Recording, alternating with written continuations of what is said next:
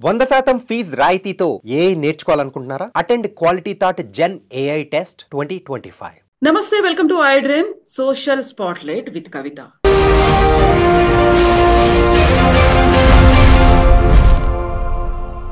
నానమ్మ కళ్ళల్లో ఆనందాన్ని చూడ్డానికని ఒక మనవడు తన అక్క ప్రేమించినటువంటి పెళ్లి చేసుకున్నటువంటి భర్తని చంపేశాడు. ఇది సూర్యాపేటలో జరిగింది.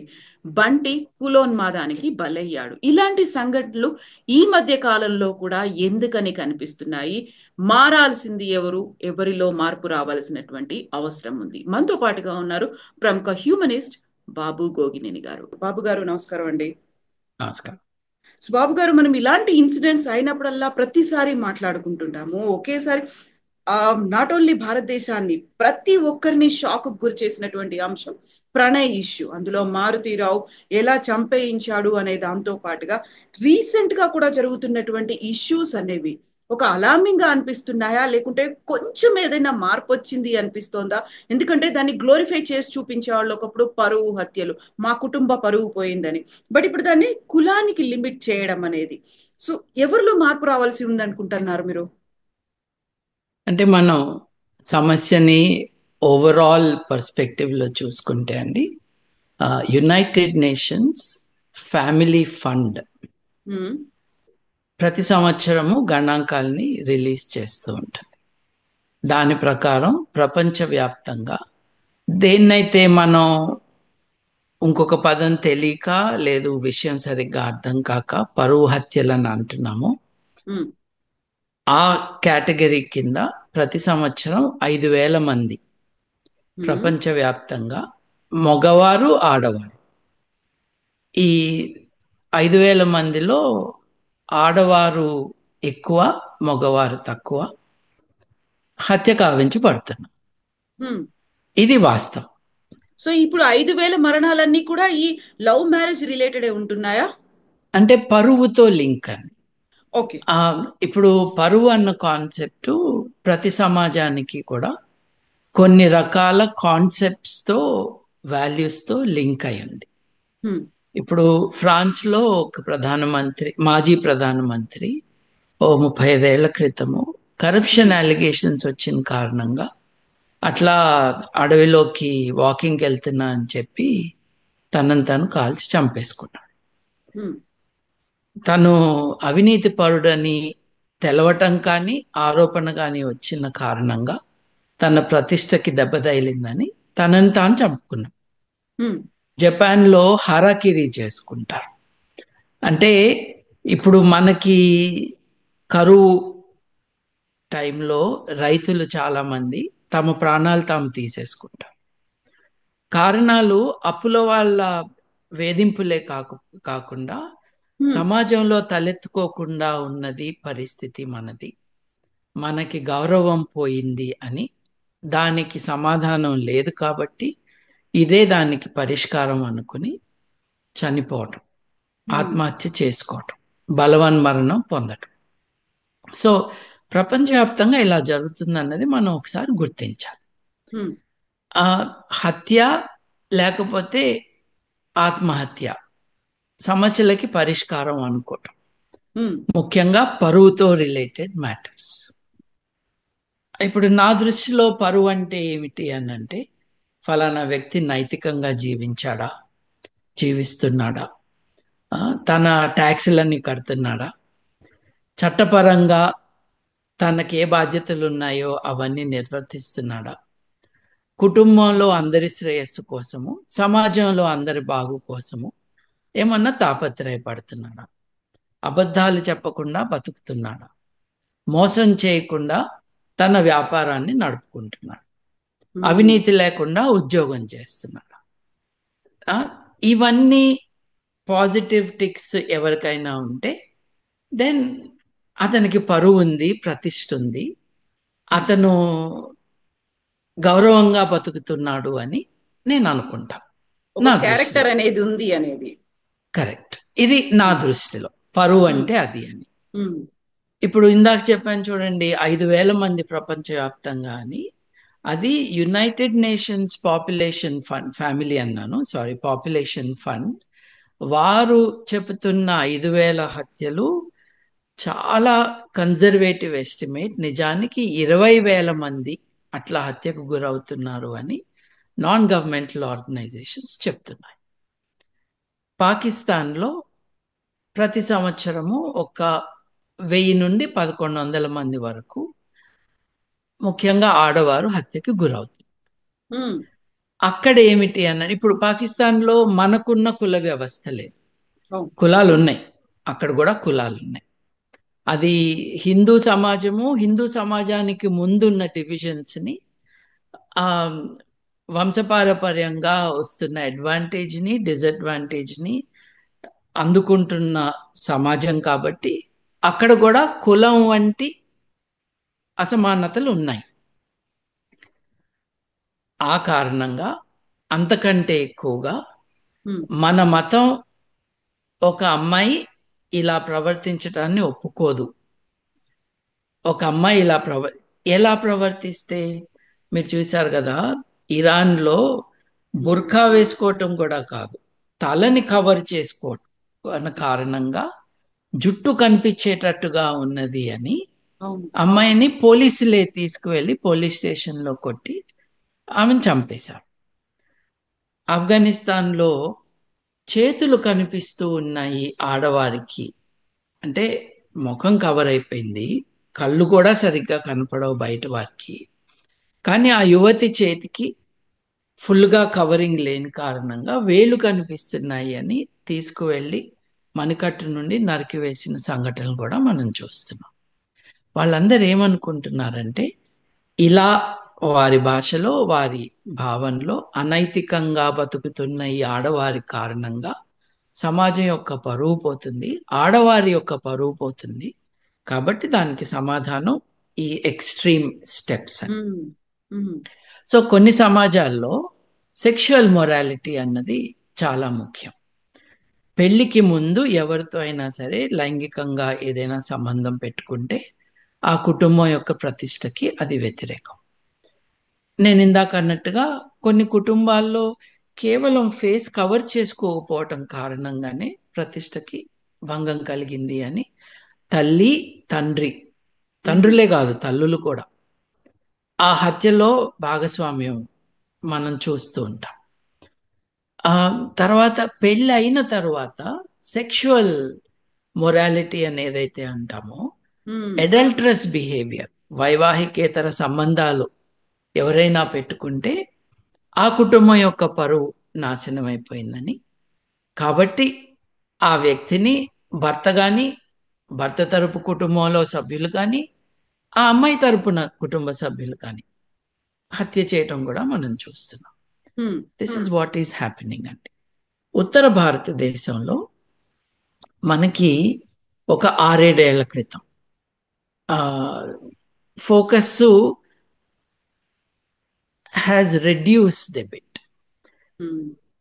అంతకుముందు ఒక 10 ఏళ్ల పాటు ఉత్తర భారతదేశంలో ఖాప్ పంచాయతీల్లో పరువుని తీసేస్తున్నారు అని ఒక క్యాంగరూ కోర్ట్ లాగా ఆ కులం యొక్క పెద్దలందరూ జాట్ కుటుంబాల నుండి వచ్చిన వారు ఒక పంచాయత్ కానీ మహా పంచాయత్ కానీ పెట్టుకుని ఫలానా అబ్బాయి ఫలానా అమ్మాయి ఇలా బ్యాడ్గా బిహేవ్ చేశారు కాబట్టి ఆ అబ్బాయి ఈ అమ్మాయితో లైంగిక సంబంధాలు పెట్టుకున్నాడు కాబట్టి ఆ అబ్బాయి యొక్క అక్కనో చెల్లెనో మానభంగం చేయాలి ఈ కుటుంబ సభ్యులు అని వాళ్ళకి ఆదేశాలు ఇవ్వటం, తీర్పు చెప్పటం, అది బాధ్యతగా తీసుకుని వీరు వెళ్ళి అక్కడ రేప్ చేయటం, ఇటువంటి స్టోరీస్ చాలా విన్నాం.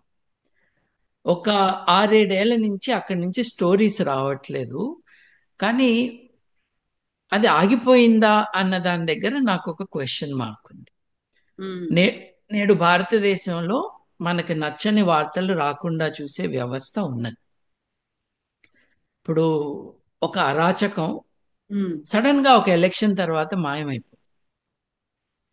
So these must be still happening, sadly, dangerously so. ఇది చెప్పలేమండి. అంటే I'm only expressing my scepticism. Sudden గా మనకి వార్తలు రాకపోవటం ఏంటి అని. ఉమ్, మనం 2025లో ఉన్నాం. 2011లో జస్టిస్ మార్కండే కట్జు గారు, అలాగే జస్టిస్ సుధా గారు, వారు ఒక జడ్జిమెంట్ ఇచ్చారండి 2011. దేన్నైతే పరువు హత్యలు అంటున్నారో కాంటెక్స్ట్ తో సంబంధం లేకుండా వాటిని రేరెస్ట్ ఆఫ్ రేర్ కేసెస్ కింద పరిగణించి ఆటోమేటిక్గా ఎక్కువ ఆలోచన లేకుండా ప్రతి కోర్టులోనూ మరణశిక్ష విధించాలి అని వాళ్ళ తీర్పు 2011. ఉమ్, ఇది బార్బారిక్ అని, ఆ, అట్లాగే అన్సివిలైజ్డ్ అని, దేశం యొక్క పరువు పోతుందని, ప్రతి ఒక్కరికి కూడా తమ జీవితం మీద తమకి హక్కులు ఉంటాయని, అది అందరూ ఒప్పుకోవాలని, ఉమ్, దీంట్లో ఇంకొక ఆలోచన రాకుండా ప్రతి జిల్లా కోర్టుకి కూడా ఈ ఆదేశాలు వెళ్ళాలి, ప్రతి పోలీస్ స్టేషన్కి వెళ్ళాలి అని వాళ్ళ ఆదేశాల్లోనే వాళ్ళ తీర్పులోనే ఉన్నదండి. అప్పుడు దాంట్లో ఆ జడ్జిమెంట్లో వాళ్ళు నోట్ చేసింది ఏంటంటే పశ్చిమ ఉత్తరప్రదేశ్, హర్యానా, రాజస్థాన్ ఈ రాష్ట్రాలలో పరువు పేరుతో హత్యలు జరుగుతున్నాయి. ఈ హత్యలు ఆడపిల్లల పెళ్లిళ్ళు, లైంగిక సంబంధాల విషయంలో జరుగుతున్నాయి అని నోట్ చేసింది ఆ ధర్మాసనం. 29 జనవరి ఈ సంవత్సరం 2 రోజుల క్రితం మెట్టుపాలయం కాస్ట్ కిల్లింగ్ మీద జడ్జిమెంట్ వచ్చింది ప్రత్యేక కోర్టు.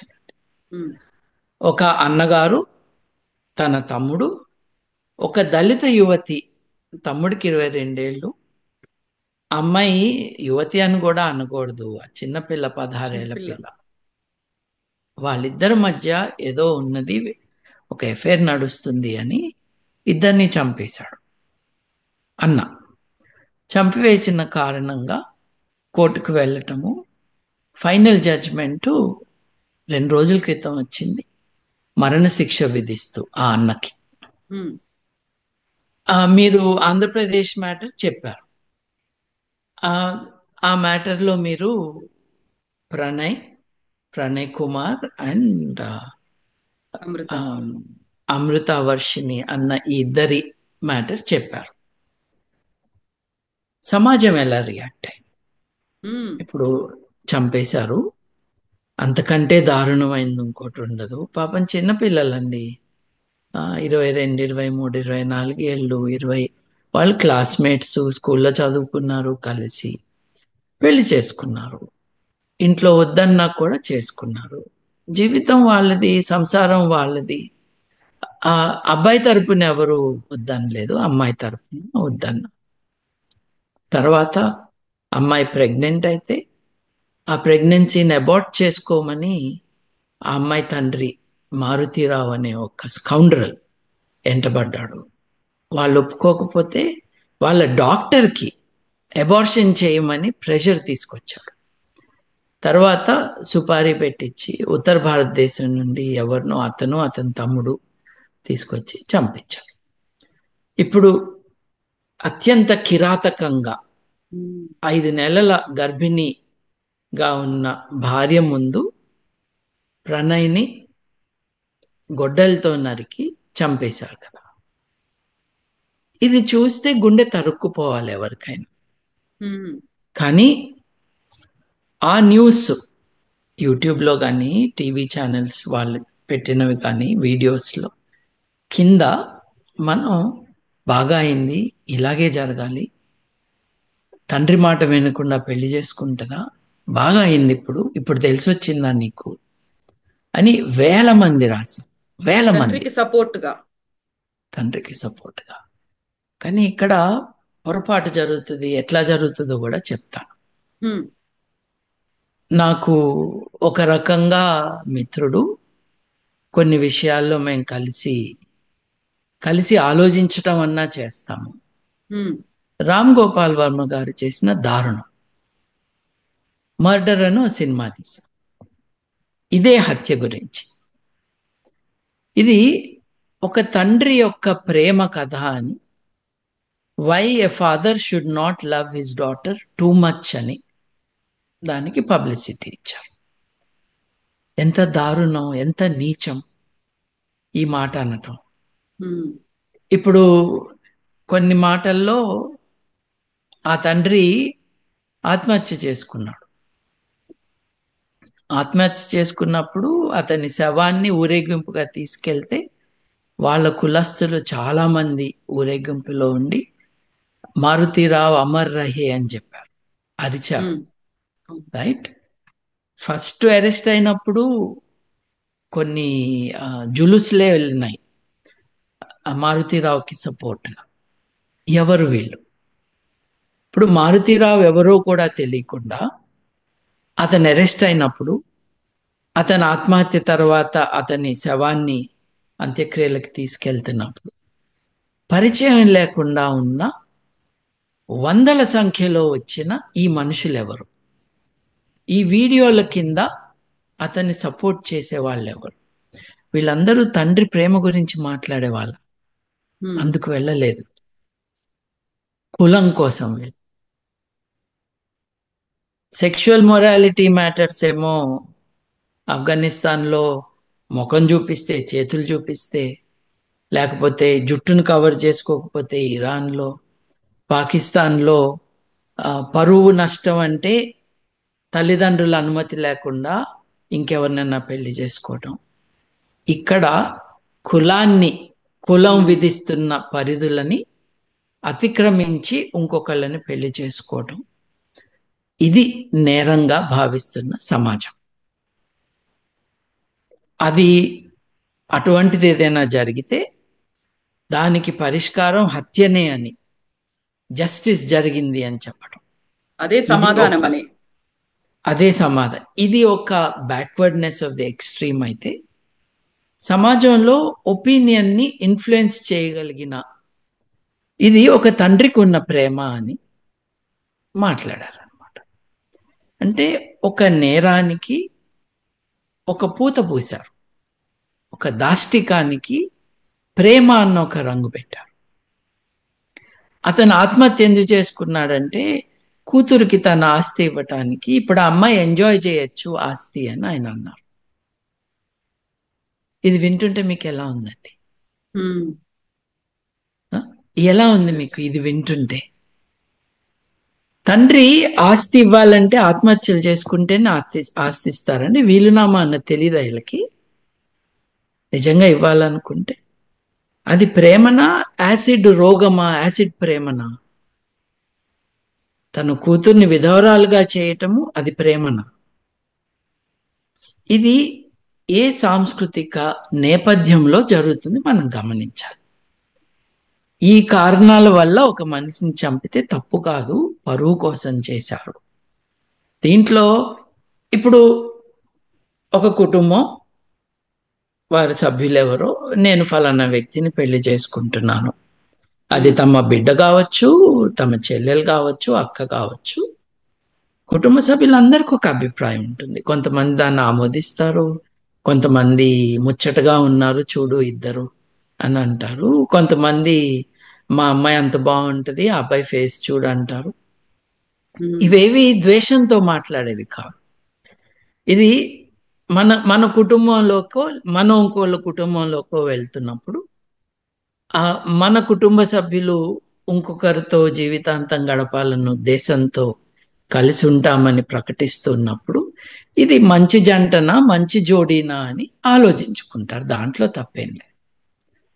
కానీ ఆ నిర్ణయం ఆ ఇద్దరిది కదా. మన పర్మిషన్ ఏంటి? మనం ఏదో ఒక మాట అంటే అనొచ్చు, ఈ జోడీ బాగుందనో బాగోలేదా. తర్వాత మనకేం సంబంధం? సంసారం మనం కాదు కదా చేసేది.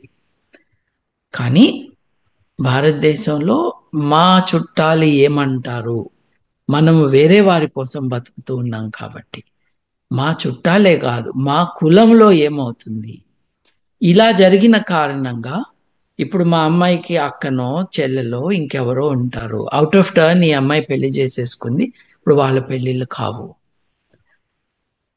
అంటే కులం చుట్టూ సమాజం కోసం బతికే కుటుంబాలు, జనాలు, ఆ విలువలే వారికి మార్గదర్శకాలు అవ్వటం అన్నది మనకున్న పెద్ద రోగం. I come back to the idea of పరువు. కులం అని ఉంది కదండి. కులం అంటే ఏంటండి? వివక్షకి ఒక భూమిక ఇచ్చేది కులం. కులమే నేరం కదండి. సాటి మనిషి ఇతర మనుషుల లాంటి వ్యక్తి కాదు, వాళ్ళకంటే పైన కానీ వాళ్ళకంటే కింద కానీ ఉన్నారు. వ్యక్తికి ఒక డిగ్నిటీ ఉండాలి, ఒక దర్పం ఉండాలి. అది పుట్టుకతో కాదు, వారి పర్సనాలిటీ, వాళ్ళ క్యారెక్టరిస్టిక్స్, వాళ్ళ క్యారెక్టర్, వాళ్ళ బిహేవియర్ నుండి రావచ్చు అన్న ఆలోచన లేకుండా నువ్వు ఎవరికి పుట్టావో దాన్ని బట్టే అని. అది ఒకటి. కర్ణుడి దగ్గర నుంచి అదే కదా, నువ్వు ఎవరికి పుట్టావో దాన్ని బట్టి నువ్వు రాజ్యాన్ని ఏలొచ్చా లేదా అన్నది ఒకటి. అర్హత ఉందా లేదా కదా. సో అదొకటి ఉంది. రెండవది ఏంటి? ఆడవారికి వ్యక్తిత్వం ఉందా లేదా, వారి వ్యక్తిత్వం వారికి ఉందా లేదా. మీరు ఇంట్రడక్షన్లో ఓ మాట అన్నారు, మనం ఇట్లా జరిగినప్పుడల్లా మాట్లాడుకుంటాము అని. ఇలా జరగక ముందు కూడా మాట్లాడుతూనే ఉన్నామండి, మానవవాదులం, హేతువాదులం. ఏమంటున్నామంటే, ఒక నేరం జరిగినప్పుడు చర్చించుకోవటం కాదు, ఏ సాంస్కృతిక నేపథ్యంలో ఏ విలువలు సమాజంలో ప్రబలుతున్నాయో దాని ఆధారంగా నేరాలు జరుగుతాయి. ఇప్పుడు భారతదేశంలో ఆడవారి పట్ల వివక్ష ఉంది అన్నది వాస్తవం. మనం ఎంత కాదన్నా కూడా అది వాస్తవం. 1000 మంది మగవాళ్ళకి కొన్ని రాష్ట్రాల్లో 930 మంది, కొన్ని రాష్ట్రాల్లో 950 మంది ఆడవారు ఉన్నారు. ఇది గమనించి ఏం చేస్తే మన మన సమాజంలో పుడుతున్న ఆడబిడ్డలు సేఫ్గా ఉంటారన్నది ఆలోచించుకోవాలి. మన కోసం మనం ఆలోచించుకోవాలి. ఇది మతపరమైన దెబ్బలాట కాదు. ఆడవారు లేరు, వారిని ఎలా కాపాడుకోవాలన్నదే సమస్య. ఇది మానవ సమస్య. ఎందుకు పుట్టట్లేదు, పుడితే ఏమవుతున్నారు? భ్రూణహత్యలు మగపిల్లలు, మగ శిశువు పుట్టబోతాడంటే జరుగుతాయా? ఆడ శిశువు పుట్టబోతుందంటే జరుగుతాయా? ఇది నేరం కదా. దీంట్లోకి మతాన్ని ఎందుకు తెస్తున్నావు? ఎందుకంటే నువ్వు ఆ విలువల ప్రకారం బతుకుతున్నావు. అవేం విలువలు? పెళ్లి అయ్యే వరకు ఒక అమ్మాయి తండ్రి యొక్క ప్రాపర్టీ. పెళ్ళైనప్పుడు కన్యని నువ్వేం చేస్తున్నా? దానం చేస్తున్నావు.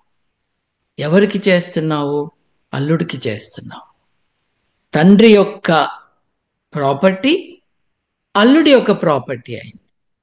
మధ్యలో అల్లుడు ఎప్పుడైనా చనిపోతే ఆ తల్లికి ఉన్న బిడ్డల్లో మగపిల్లలు ఎవరైనా ఉంటే ఆవిడ ఆ మగపిల్లవాడికి చెందుతుంది.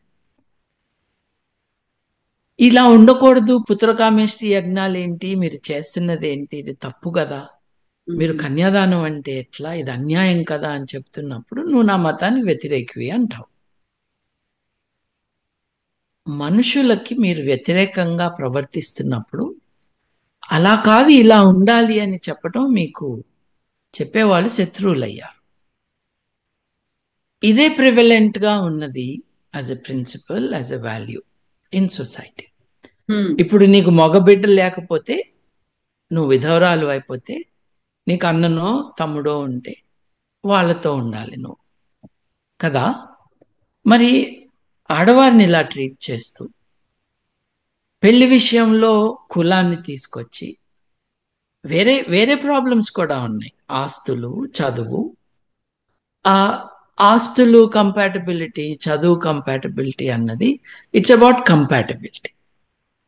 ఇప్పుడు బాగా చదువుకున్న వాళ్ళు ఏమీ చదువు రాని వాళ్ళతో ఫ్రెండ్స్గా ఉండొచ్చేమో కానీ ఒక కుటుంబాన్ని ఏర్పరచుకున్నప్పుడు చాలా ఇబ్బందులు వస్తాయి. అది ఎగ్జామిన్ చేసుకోవాలి. కానీ మీరు మీ పుట్టుక కారణంగా మీరు అర్హత కోల్పోయారు చూడండి, ఇంకో మనిషిని పెళ్లి చేసుకోవటం అన్నది, అక్కడ వస్తున్నది మనకి ఇబ్బంది. Right, again we will put it in perspective అండి.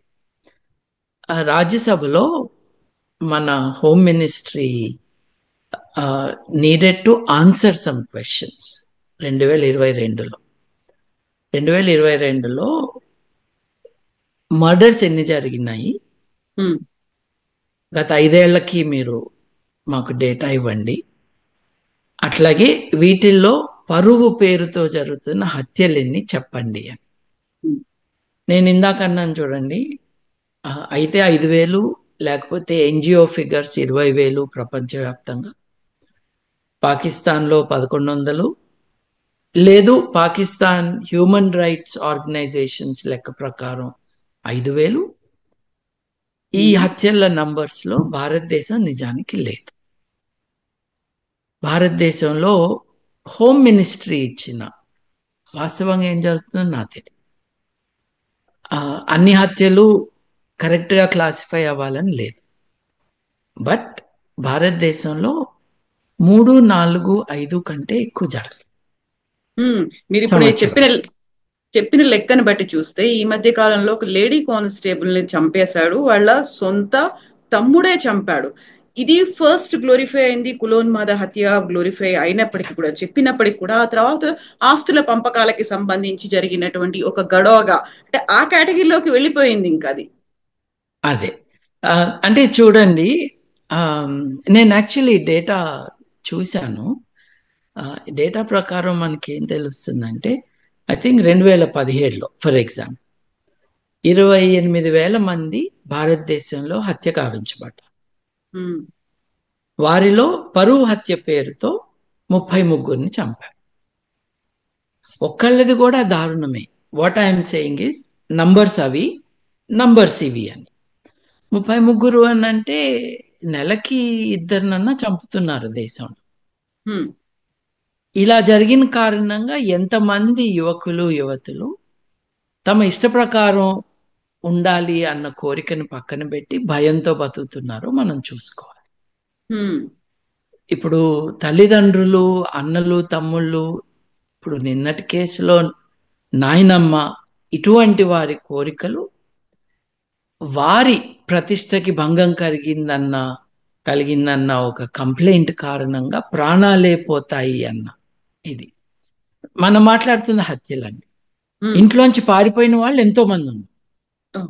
పోలీసుల రక్షణ పొందటానికి గబగబా పోలీసుల దగ్గర పరిగెత్తుకుంటా వెళ్ళి రక్షణ కోరిన వాళ్ళు వందల్లో. What is this telling us? What this is telling us is, భారతదేశంలో మనం తెలుగు రాష్ట్రాల గురించే మాట్లాడుకుంటే చాలా మంది స్కూళ్ళకి వెళ్తున్నారు, ఆడపిల్లలు ఇంటి బయటకి అడుగు వేయగలుగుతున్నారు. ఇంటి బయటకు అడుగు వేసిన కారణంగా కాస్త చదువు, ప్రపంచం గురించి కొంచెం బయట నుంచి కూడా వచ్చే జ్ఞానం కారణంగా ఒక అవగాహన, సాటి ఆడవారిని మిగతా మగపిల్లల్ని కలవటం, ఒక వయసులో హార్మోన్స్ కావచ్చు, ఒక వయసులో బయలాజికల్ నీడ్స్ కావచ్చు, ఒకరి పట్ల ఆకర్షితురాలు అవ్వటం జరుగుతుంది. ఇప్పుడు 16 ఏళ్లకో 15 ఏళ్లకో, నిజానికి 20 ఏళ్లకో ఒక యంగ్ పర్సన్ పెళ్లి విషయంలో కరెక్ట్గా డిసైడ్ చేస్తారని మనం కాన్ఫిడెంట్గా ఉండలేం. మెచ్యూరిటీ ఉండదు కాబట్టి అప్పటికి. కాబట్టి మనకి సైకాలజీ, సైకియాట్రీ మనకు చెప్తున్నది యావరేజ్గా 25 ఏళ్ళు వచ్చే వరకు జడ్జ్మెంట్ కరెక్ట్గా ఉండదు. ఇప్పుడు సెక్షువల్ యాక్టివిటీకి కన్సెంట్ 16 ఏళ్ళని కొన్ని దేశాల్లో, పెళ్లికి 18 లేకపోతే 21 ఏళ్ళని చెప్తూ ఉన్నప్పటికీ, ఓటింగ్ 18 నుంచి వేయచ్చు అని చెప్తున్నప్పటికీ, నీకు మెచ్యూరిటీ అంటే ఫ్రాంటల్ లోబ్స్ ఏవైతే ఉన్నాయో మన మెదడులో ముందుండేవి, అవి కరెక్ట్గా పనిచేయటానికి, అంటే వాస్తవాలను గ్రహించి ఒక రకమైన నిర్ధారణకి రావటానికి యావరేజ్ 25 ఏళ్ళు పట్టచ్చు అని చెప్తున్నారు. మరి ఆ నిర్ణయాలలో కుటుంబాలకి భాగస్వామ్యం ఉండటం నా దృష్టిలో కరెక్టే. Not imposition, inputs. ఇదిగో అమ్మాయి ఇది కరెక్ట్ కాదు, అబ్బాయి నువ్వు చేస్తున్నది విల్ నాట్ వర్క్ అవుట్. జాగ్రత్తగా ఉండు, ఓ 2 ఏళ్ళు ఆగు, ఓ 4 ఏళ్ళు ఆగండి అని చెప్పటం తప్పు. అది కుటుంబం తన సభ్యులను కాపాడుకోవటానికి చేసేది. కట్టడి చేయటము, హత్యలు చేయటం కాదు నేను మాట్లాడుతాను, బెదిరించటాలు కాదు. నువ్వు ఆర్య సమాజ్కి వెళ్ళి పెళ్లి చేసుకుంటావా అని ఆర్య సమాజ్ ఆ వెన్యూ పైన దాడి చేయటం, వీళ్ళు ఎక్కడ దొరుకుతారని ఎతకటం. నిజానికి వీటన్నిటిలో హీరోస్ పోలీసులండి. మిగతా విషయాల్లో మనం పోలీస్ వ్యవస్థ పైన కోపంగా మాట్లాడొచ్చు, కానీ పిల్లల హక్కులు కాపాడుతున్నది పోలీసులు మాత్రమేనండి. కుటుంబ సభ్యులు పిల్లల్ని చంపేస్తామను బెదిరిస్తా ఉంటే మమ్మల్ని రక్షించండి అని నేను మేజర్ని అని చెప్పి ఈ పిల్లలు లేదు యూత్ స్టేషన్కి వెళ్ళి అడగటం, దాదాపు అన్ని కేసెస్లోనూ పోలీసులు మీకు మేము ఉన్నామని చెప్పటం, వాళ్ళని రప్పించి వాళ్ళకి కౌన్సిలింగ్ ఇవ్వటం. I think we should recognise their important contribution. Exactly. ఇది మటుకు ఇప్పుడు ఈ భార్గవి గారి భర్త బంటిని, కృష్ణ అలియాస్ బంటిని చంపినది తుంగతుర్తి మండలం. తుంగతుర్తి గ్రామం, ఆ ప్రాంతాల్లో నేను దళిత కమ్యూనిటీ బ్యాక్వర్డ్నెస్ మ్యాటర్స్ని గమనించి అడాప్ట్ దళిత్ విలేజ్ అని ఒక ప్రోగ్రాం పెట్టి 5 గ్రామాలని, గ్రామం అంటే 1000 మంది సభ్యులు లేదు అక్కడ డెనిజన్స్ రెసిడెంట్స్ ఉన్న ఒక సమూహాన్ని ఒక గ్రామంగా అన్నాం. ఇట్లా 5000 మంది సూర్యాపేటలోనే, సూర్యాపేటకి చుట్టుపక్కల గ్రామాలలో దళిత కుటుంబాలకి స్కూల్కి వెళ్ళిన పిల్లలకి స్కూల్ తర్వాత వేరే విద్యలు నేర్పించడం, ముసలి వాళ్ళకి ట్రీట్మెంట్ కోసం లయన్స్ క్లబ్ సహకారంతో డాక్టర్లు లోకల్ కాంట్రిబ్యూషన్స్తో ఆ డాక్టర్లని కారులో రప్పించి తీసుకువచ్చి మామూలుగా దొరికే మందులు ఏవైతే చాలామంది జీవితాల్లో పెయిన్ తగ్గిస్తాయో, జ్వరాలను అడ్రెస్ చేస్తాయో, హెల్త్ ఇంప్రూవ్ అవుతుందో అవి సప్లై చేసేటట్టు చేసి 4 ఏళ్ల పాటు వి డిడ్ దట్ అండి. ఎప్పుడండి నాకు ఒక అవగాహన. సారీ, ఏ కాలంలో ఎప్పుడు ఇది జరిగింది మీరు చేసింది? రఫ్గా ఒక 15 ఏళ్ల క్రితం సంగతి. ఒక 3-4 ఏళ్ళు. So until about 10 years ago we did this. So ఆ టైంలో నేను ఇన్వాల్వ్ అయి ఉన్నాను. చేసింది నా దళిత మిత్రులే, వారితో చేయించాము, వారితో కలిసి చేశాము, చేసింది వాళ్ళే. ఇదేదో నేను చేశానని చెప్పుకోవటానికి కాదు, ఆ ఏరియా గురించి మాకు ఒక అవగాహన ఉందని చెప్పటానికి. అక్కడ చేతబడి పేరుతో హత్యలు జరుగుతాయి. నువ్వు చంపటానికి ఏం కారణాలంటే పరువు హత్య ఒక్కటే కాదు, కులం ఒక్కటే కాదు, వాడు చేతబడి చేస్తున్నాడని. ఒక స్కూల్లో మోడల్ స్కూల్గా గవర్నమెంట్ కడితే ఆ స్కూల్లో అమ్మ బలి కోరుతుంది అని చెప్పి, బలి అంటే మేక అనుకునేరు. 1960లో రైస్ మిల్లు పెట్టినప్పుడల్లా ఒక కార్మికుడు కనపడకుండా పోయేవాడు. తర్వాత ఆ కార్మికుడి విధవకి 5,000 రూపాయలు ముట్టేవి. ఎందుకు అనుకుంటున్నాం? ఇది మనుషుల్ని చంపే ఒక పద్ధతి ఉండేది ఒక 60 ఏళ్ల క్రితం సంగతి. అట్లాంటి ప్రదేశంలో మంత్రగాళ్ళన్న నెపంతో హత్యలు, కులం యొక్క బ్యారియర్స్ని దాటి వెళ్ళారని హత్యలు. 7,000 మందితో సూర్యాపేట టౌన్లో మేము మూఢనమ్మకాలకి వ్యతిరేకంగా సమరభేరి అని 7,000 మంది గ్రామస్తులను రప్పించి పిల్లలను అక్కడ నుంచోబెట్టి, జగదీశ్వర్ రెడ్డి గారు మొన్నటి వరకు ప్రీవియస్ గవర్నమెంట్లో మినిస్టర్, ఆయన అప్పుడు ఎమ్మెల్యే అనుకుంటా, తర్వాత తెలుగుదేశం నుంచి టీఆర్ఎస్కి వచ్చిన దళిత్ లీడర్ అండి, పేరు మర్చిపోయాను అయింది. నేను గవర్నర్ కావాలని కూడా చాలా, మోత్పల్లి నరసింహులు గారు, వీళ్ళు కూడా సమావేశానికి వచ్చి అందరితో పాటు ప్రతిజ్ఞ పూనారు. మేము మూఢనమ్మకాల వ్యతిరేకంగా ఉద్యమిస్తాము. మేము మంత్రగాళ్ళు మాకు ఈ శక్తులు ఉంటాయని చెప్తారు కదా, ఉమ్, అవి శక్తులు కాదు. న్యాచురల్ ఈవెంట్స్లో కొంచెం ఫిజికల్ మ్యాటర్స్ అర్థమైతే మనం కూడా చేయొచ్చు అని చెప్పి మంటల మీద నడవటం కూడా మేము జగదీశ్వర్ రెడ్డి గారిని కూడా నడిపించాం. దానికి ప్రత్యేక శక్తులు ఏం అక్కర్లేదు అని.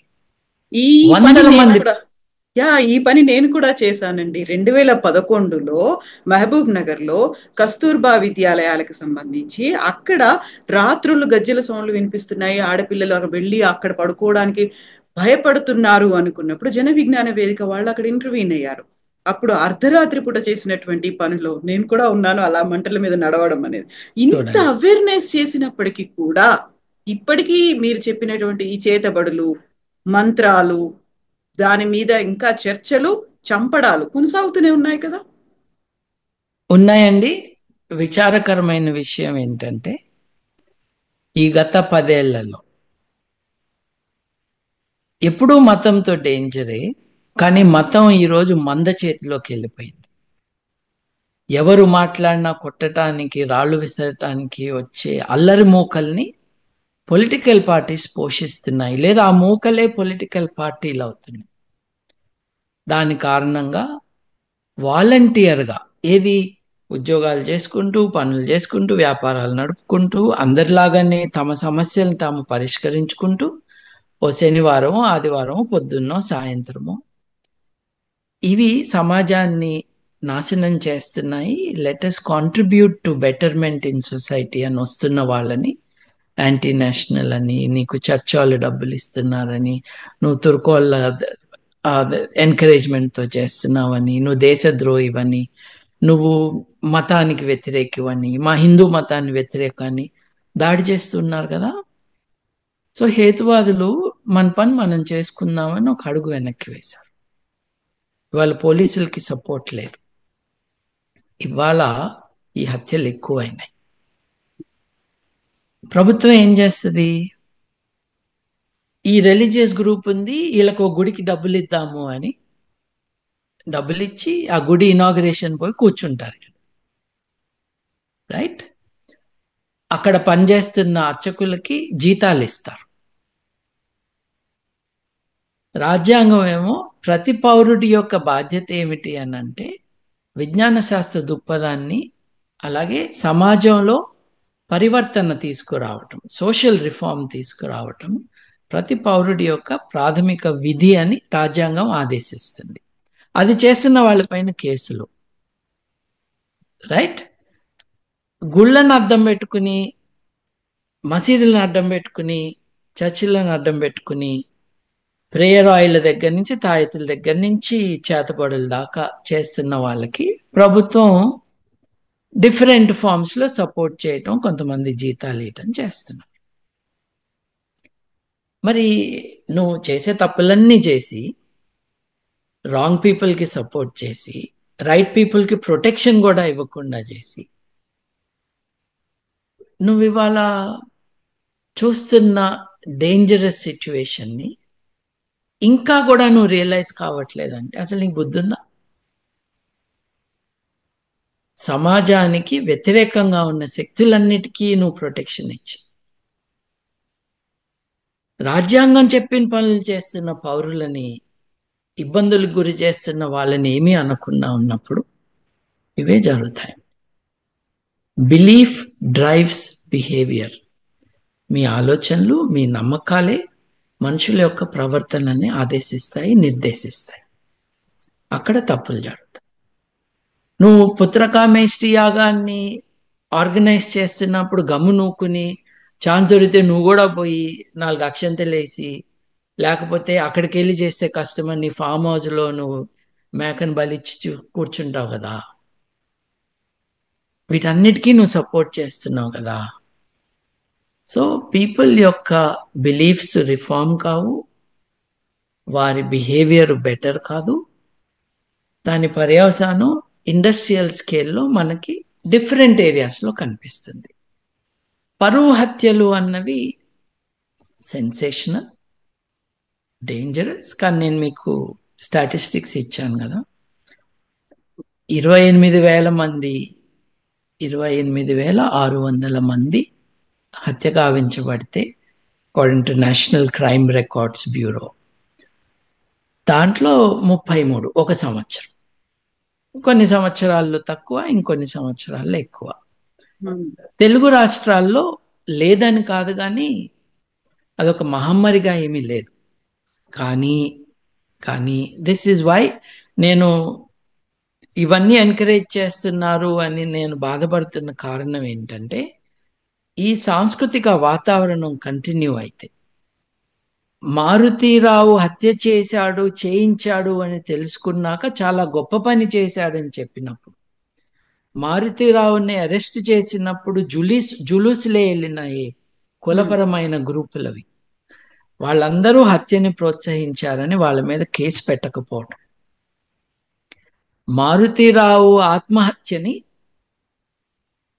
కూతురు కోసం చచ్చిపోయాడని చెప్పిన వాళ్ళని కనీసం సమాధానం చెప్పటానికి women's commission, human rights commission, పోలీసులో పిలవకపోవటం, యూట్యూబ్ ఛానల్స్లో కూడా ప్రశ్న వేయకపోవటం, ఇది జరిగిన కారణంగా normalising of a problematic situation అవుతుందండి. అంటే 50 ఏళ్ల క్రితం ఇది తప్పు అని అందరూ అనుకుంటూ ఉన్నది, ఇది సమాజంలో జరిగేదేలే అనే ఒక నిరాసక్తితో కొన్ని డేంజరస్ ఈవెంట్స్ని చూసే సమాజం ఇన్సెన్సిటివ్నెస్ డెవలప్ అవుతుంది. అందుకని దీని గురించి మాట్లాడాలి. 3వ నెలకి 2 జరుగుతూ ఉన్నాయి కదా, అది 0కి తీసుకురావాలంటే ఇప్పుడు దాకా నేను మాట్లాడినవన్నీ చేస్తేనే. ఇది తప్పు కాదు అని అనుకున్నాక ఎందుకు చేయరండి? సూర్యాపేటలోనే మా మిత్రుడు ఇటమల్లై చంద్రయ్య గారు ఉంటారు. ఆయన సైన్స్ ప్రచారాన్ని, వారితో పరిచయం అయిన 5 ఏళ్లకి నాకు తెలిసింది. మా ఇంట్లో ఆయన భోజనం చేస్తూ ఉన్నప్పుడు ఆ మాట ఈ మాట మాట్లాడుతూ ఉన్నప్పుడు, సార్ మీకు తెలుసా నేను దళితుణ్ణి అన్నారు ఆయన. మేము అన్నేళ్ళు కలిసి పనిచేసాము, ఈయన బ్యాక్గ్రౌండ్ ఏంటి అని ఎప్పుడు ఆలోచించలేదు. అప్పుడు ఆ కబుర్లు చెప్తూ తను దళితుడిగా ఎటువంటి వివక్షను ఎదుర్కొన్నాడో చెప్తూ దాంట్లో ఉన్న హ్యూమన్ స్టోరీస్ చెప్పారు. ఆయన కంప్లైంట్గా చెప్పలా, తన అనుభవాన్ని చెప్పారు. ఆయన ఏమన్నారంటే, తన ప్రాణమిత్రుడు, స్కూల్లో తన ప్రాణమిత్రుడు తను కలిసి భోంచేయాలనుకుంటే ఆ అబ్బాయి తన ఇంటికి వెళ్ళేవాడంట తింటానికి. చంద్రయ్య గారు తన బాక్స్ పట్టుకుని ఆ ఇంటి బయట కూర్చుని తినేవాడు. ఎందుకంటే ఆ ఇంట్లోకి చంద్రయ్య గారికి ప్రవేశం లేదు. కొద్ది కాలానికి ఆ కుర్రాడి తండ్రి, ఏంట్రా బయట వాడు కూర్చున్నాడు, నువ్వు లోపల తింటున్నావు అన్నాడు. మనోళ్ళు కాదు, వాళ్ళు రావద్దంటారు కదా అంటే, అయితే నువ్వు కూడా బయట పోయి తినిపో అన్నాడు తండ్రి. చంద్రయ్య గారి పక్కన కూర్చుని తినడానికి పర్మిషన్ ఇచ్చాడు తన కొడుక్కి, కులాల మధ్య వ్యత్యాసం ఉన్నప్పుడు. కొన్ని రోజుల తర్వాత, అరే ఇద్దరు లోపల పోయి తినండి రా అన్నాడు. ఒక చేంజ్, ఒక మార్పు ఇలా వచ్చింది. ఇంకొక ఫ్రెండ్ గురించి చెప్పారు. ఇదంతా సూర్యాపేట స్టోరీలే. ఇంకొక చోట తన ఫ్రెండ్ ఇంటికి వెళ్తే, ఇక్కడ నాయనమ్మ స్టోరీ చెప్పాం కదా, అక్కడ ఆ బిడ్డ నాయనమ్మ, చంద్రయ్య గారు చాలా తమాషాగా మాట్లాడు. ఆయన మెజిషియన్, ఆయన చాలా అల్లరిగా కూడా చేస్తూ ఉంటారు. ఇంకా చిన్నప్పుడు ఇంకా ఎలా చేసేవాళ్ళు. ఆయన ఇట్లా మాట్లాడుతుంటే, బిడ్డ నువ్వంటే నాకు చాలా ఇష్టం రా, ఏమైతుందిరా నిన్ను ముట్టుకుంటే అని ఆవిడ ఇట్లా ముట్టుకున్నదంట. చంద్రయ్య గారు నాకంటే కొంచెం పెద్దవాడు, సో చాలా ఏళ్ల క్రితం సంగతి ఇది. అరే ఏం కాలే కదా అందంట. ఒక human context in which people are reforming. Becoming better. Exact. మరి ఓ 30-40 ఏళ్ల తర్వాత ఒక నాయనమ్మ చెప్పి హత్య చేయించింది అంటే ఈ 40-50 ఏళ్లలో ఏం జరిగిందో చూడండి. ట్రూ. ఏమేమి జరిగితే ఈ రోజు ఇలా చేయటము కరెక్ట్ అని అనుకున్నారు. నాయనమ్మ చూడు మేమేం చేశామని వచ్చి చెప్పారు. నువ్వు కోరిందే మేం చేశామని చెప్పారు. ఈ 40-50 ఏళ్ల టైంలో హేతువాదులు, మానవవాదులు, మానవ హక్కుల పరిరక్షణ కోసం ఉద్యమించే వాళ్ళు, పోలీసు జాతాల్లో కల్చరల్ అవేర్నెస్ తీసుకువచ్చే గ్రూపులు చెబుతున్నది చెప్పకుండా చేశారు. మతం మంద చేతిలోకి వెళ్ళినాక జరిగేది ఇది. కులం మతంతో లింక్ అయి ఉంది. సో ప్రోగ్రెసివ్ గా ఆలోచించాలా, రిగ్రెసివ్ గా సమాజం వెళ్ళిపోతుందా అనేది. ప్రోగ్రెసివ్ గా ఆలోచించే వాళ్ళని బెదిరియటము ఈజ్ నార్మలైజ్ టుడే. కులము నేరము, కులము వివక్షకి భూమిక. ఆ కులాన్ని, ఆ కులం కట్టుబాట్లని ఎవరైనా అధిగమిస్తే అది హీరోయిజం. ఎగ్జాక్ట్లీ. అది చాలా గొప్ప పని. ప్రతి సంవత్సరం రిపబ్లిక్ డే రోజున ఇందిరా పార్క్లో కుల నిర్మూలన సంఘం మీటింగులు పెట్టుకుంటుంది. దానికి ఎవరు వస్తారనంటే కులాలకు అతీతంగా, కులానికి వ్యతిరేకంగా పెళ్లి చేసుకున్న జంటలు అక్కడికి వస్తారు. అక్కడికి వచ్చి ఒక చెట్టు కిందనో షామియాన కిందనో కూర్చుని అందరూ కలిసి భోంచేసి మనం కూడా ఉన్నాం ఈ సమాజంలో అని చెప్పుకుంటారు, సెలబ్రేట్ చేసుకుంటారు. కానీ ఒక ఇందిరా పార్క్ లో పట్టే అంతేనా జనం? అది ఇందిరా పార్క్ లో షామియానాలో పట్టే జనమా? 9 కోట్ల మంది తెలుగు వాళ్ళు ఉంటే ఓ 10,000 మంది కంటే ఎక్కువ లేరా కులాన్ని వదిలేసి ముందుకెళ్ళేవాళ్ళు? ఇవాళ రాజకీయ పార్టీలన్నీ కులాన్ని భుజాన్ని వేసుకుని తిరుగుతున్నప్పుడు అట్లాగే ఉంటుంది. ఇన్ని చేసి ఈ హత్య జరిగిందని అని అన్న వాళ్ళకి వీటన్నిటికీ దానికి లింక్ ఉన్నది కూడా అర్థం చేసుకోవాలి. ఎగ్జాక్ట్లీ అండి, exactly. So true, so true. Thank you so much Babu garu. మీరు చెప్పినట్టుగా వాయిస్ ని కనుక దాన్ని కిల్ చేయాలని చూస్తే, వాయిస్ ని సప్రెస్ చేయాలని చూస్తే జరిగేటువంటి పరిణామాలు ఇవి. అందరూ రియలైజ్ అవ్వాల్సినటువంటి అవసరం ఉంది. కేవలం ఒక నానమ్మలో పేరెంట్స్ కాదు, సమాజంగా కూడా రెస్పాండ్ అవ్వాల్సినటువంటి అవసరం ఉంది. రెస్పాన్సిబిలిటీ తీసుకోవాల్సినటువంటి అవసరం కూడా ఉందండి. ఎస్ బాబు గారు, థ్యాంక్ యూ సో మచ్ అండి. Thank you. Thank you.